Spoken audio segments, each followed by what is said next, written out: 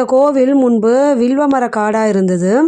இந்த வழியாக வந்துட்டு இருந்த திருஞான சம்பந்தர் நிறைய சிவஸ்தலங்களுக்கு யாத்திரை போயிட்டு வந்து இந்த வழியாக வந்துட்டு இருக்கும்போது ஒரு இடத்துல இளைப்பாறுறதுக்காக மரத்தடியில் அமர்ந்தார்.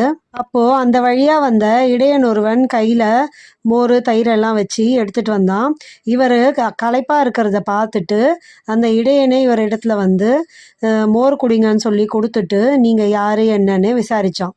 அப்போ வந்து திருஞான சம்பந்தர், நான் வந்து சிவஸ்தல யாத்திரைக்கெல்லாம் போயிட்டு வரேன், அதனால் வரும்போது ரொம்ப களைப்பாக இருந்தது அப்படின்னு சொல்லிட்டு இருந்தார். அப்போது அங்கே இருந்த இடையன், இங்கே இருக்க ஒரு காட்டுக்குள்ளேயும் சிவலிங்கம் இருக்குது, நீங்கள் அதையும் வந்து பார்த்துட்டு அதுக்கும் ஒரு பாடல் பாடுங்கன்னு சொல்லி அவரை வந்து ரொம்ப கட்டாயப்படுத்தினான். ஞான சம்பந்தரால் அவனோட அழைப்பை வந்து ஏற்காமல் இருக்க முடியல. ஏன்னா வந்து அவர்கிட்ட மோர் வாங்கி குடித்ததுனால சரி அவன் சொல்கிறதையும் கேட்போம், எல்லாமே சிவனோட செயல் தான் சொல்லிட்டு அந்த இடையனை ஞான சம்பந்தர்